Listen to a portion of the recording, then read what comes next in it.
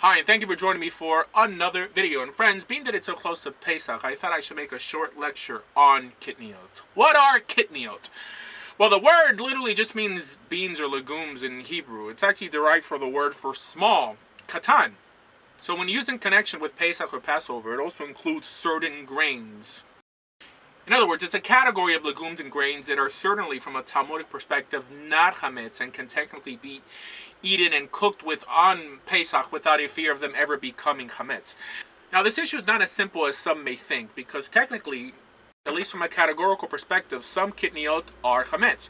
For example, the only way we can fulfill the mitzvah of eating matzah on Pesach is by consuming Kitniyot. For example, the 5 grains or types of wheat that were prohibited from allowing to leaven during Pesach are technically all Kitniyot, right? Wheat, barley, spelt, rye, and oats, which are the only 5 grains that matzah can be created from to fulfill the mitzvah of consuming matzah.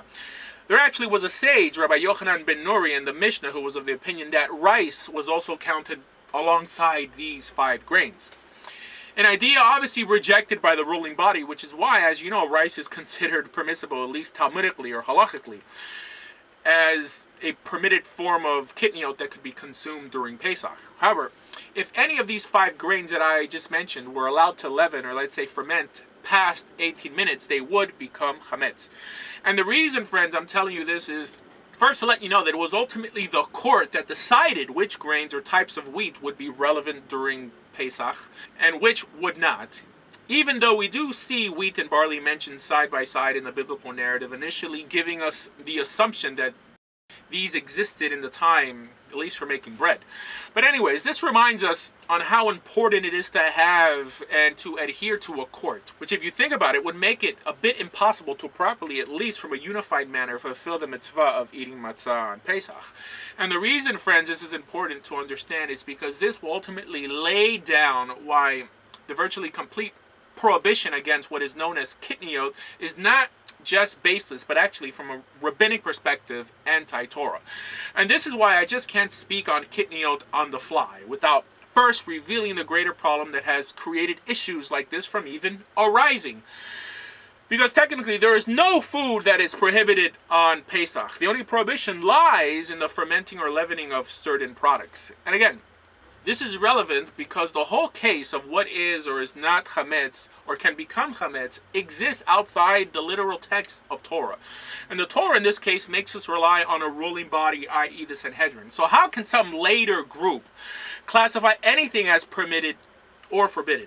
And this is the real question I will try to cover with this lecture, even though it's not really as clear-cut as it seems. And friends, I'm in no way stating that the rabbis who are the proponents of no kitniyot during Pesach assume in any way that this prohibition is Talmudically binding, although I'm sure you'll meet many individuals who believe it is, just because they don't know.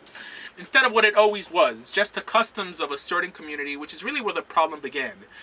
Mainly because they ceased making the distinction between what's encourageable, universal, and halachically binding, and what's a local custom with an expiration date. An expiration limited to the facts on the ground. Let me explain further. Why was there ever a prohibition put on kitniyot in the first place? Well, although there are different reasons for the ban, I would say the most prevalent one was because kitniyot products were at one time stored alongside those products that can become chametz. So a well-intentioned effort was made by the European rabbis at that time to help prevent someone from accidentally eating chametz during Pesach. Because as we know, that the penalty for at least deliberately consuming chametz during Pesach incurs the harshest penalty of them all, which is karet. In other words, every one of us would have done the same thing. So no, friends, the problem didn't begin with the initial prohibition of kitniyot, but rather with it becoming permanent doctrinal law once the reason for it being created in the first place became irrelevant. Now, those who have heard my previous lectures know that only the Sanhedrin could establish binding rulings. So you're probably thinking, how can anyone establish anything after their disbandment? Now, although it's true that no one after the Sanhedrin could establish rules binding from a Torah perspective, as was mentioned in Parashat Shoftim, However, from a communal level, Israel still had and has a responsibility to keep the group progressing uniformly, which is what we saw with many leading authorities establishing communal practices from the Reish Galuta to the Geonim, the heads of the two Babylonian yeshivot, which again is known as communal law and not in any way rabbinic or Torah law. So how would communal law differ from rabbinic law? For example, if someone broke communal law, they would not be violating any Torah prohibition, unlike if someone broke a law from the Great Sanhedrin that rules from the Temple Mount, which would then make them violate the mitzvah of lo tasur, of straying from the rulings of that court, right? That appears in Deuteronomy 17 and other places in Torah. Now, if one broke one of these laws, one of these communal laws, or even rabbinic laws, they would not have to do teshuvah or bring a korban, but they would still be subject to the punishments created by that body that created these laws, whether it was a Sanhedrin or that communal ruling body. But most prevalent between their distinction is the fact that the longevity of the rulings of the Great Court, unlike those of the communal courts, were not limited to time and circumstance. In other words, many ask the question that is actually relevant to Passover as it is to any other Torah holiday, which is, why do we keep a 2-day holiday on these days when the reason for keeping 2 days is no longer relevant anymore? In other words, back then, the whole Jewish calendar was determined by the court, ruling the beginning of the month into existence, a ruling that was determined by witnesses spotting the new moon, and the court ruling based on their testimony. Now, this ruling would not travel fast enough to reach Jews living outside of the land of Israel, so they ruled that everyone outside of its borders should always keep 2 days of a holiday just to be safe, with the exception of Rosh Hashanah, which was even kept for 2 days within Israel. So why do we continue keeping a 2-day holiday, even though nowadays we have greater communication than before? In other words, we could get the word out fast enough. And better yet, why do we continue keeping a 2-day holiday if we no longer have a Sanhedrin? In other words, we don't determine the new month by the moon anymore. We use a calculated calendar, also established by the Sanhedrin, until we actually put them back on the Temple Mount. And the answer is that because it was a ruling by the Great Court, that ruling could not be abolished by any other court but the Sanhedrin itself, which, if you think about it, is the way virtually every legal system functions. And as you know, the prohibition of Kitniyot was only a communal law.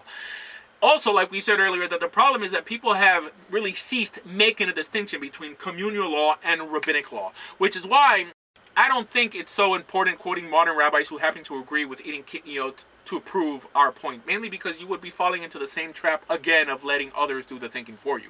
Now, many would think that this lecture should end here, but as you know, that we at Dordea do not tell you what to think, but rather we teach you how to think halachically.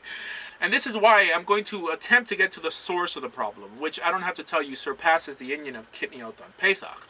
Because, friends, I can assure you that those who were once strict on not consuming Kitniyot during Pesach and then came around to the realization that it was never truly prohibited, have a double standard in other areas of Jewish practice, mainly because of the lack of halachic clarity in the Jewish world today.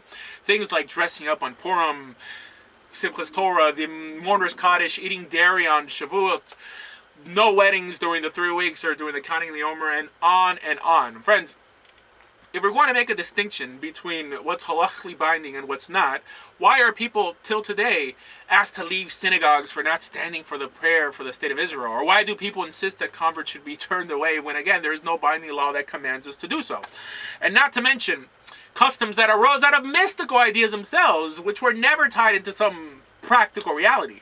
Because the truth is that people do what they want and accept or reject whatever they want on the basis of what pleases them or displeases them. But regardless, friends, you're not prohibited from depriving yourself from Kitniyot on Pesach. In other words, Ashkenazim and any other group can permit or allow any acceptable thing they want. No, friends, the problem begins when you begin encouraging others to do the same as if you were sharing some Torah or rabbinic truth or law. And worse, when you begin looking down on others for doing differently than you do. So this lecture is in no way an excuse to attack others who choose to deprive themselves of Kitniyot during Pesach. Of course, as long as they do not in any way distort Torah by telling others that it's binding in any way. Which is pretty much what they're doing when they basically prohibit Kitniyot products from certain communities or make it virtually impossible to find, just because they have honestly erroneously begun to think that Kitniyot is a form of chametz.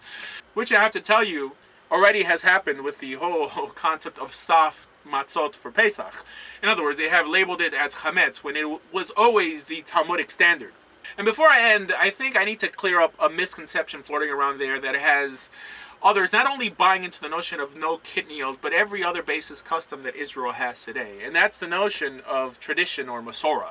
Because this often happens. You have someone asking a question on many things that we do in Judaism, and many times the response they get, at least for the reason for what we do, is because of tradition. And the truth is that the word tradition or Masorah in Hebrew does not mean the same in Judaism as it does in other societies. For example, in Judaism, every Masorah must derive from a ruling. Remember what I just said, friends, that every Masorah must derive from a ruling. And regarding a ruling, meaning a ruling of the Sanhedrin. In other words, in Judaism, the word Masorah does not simply mean any old tradition that only because it's old we are in some way bound to uphold it. And the only way it resembles the modern understanding of the word is that every ruling was upheld by later generations like an unbroken chain till that law was obviously abolished or it ceased because of another ruling of the Sanhedrin. And the reason, friends, this is so important is that many, in an attempt to justify unhalachic practices, will just say that it is our tradition and say something like, tradition is very important in Judaism, which in reality, at least from the simplistic meaning, it is not. As a matter of fact, the word Kabbalah, the word that is used for mysticism in Judaism nowadays, actually means tradition or something transmitted or handed down. But anyways, that's another lecture in itself. Not to say that from a personal perspective, Judaism frowns upon the other form of tradition. For example, if you have a tradition of eating matzah ball soup on Shabbat, and in no way are tying this in doctrinally to Judaism, you can continue your personal custom or tradition. But anyways, friends, back to Kitniyot. Here are a list of foods that make up the family of Kitniyot that you could be enjoying this Pesach.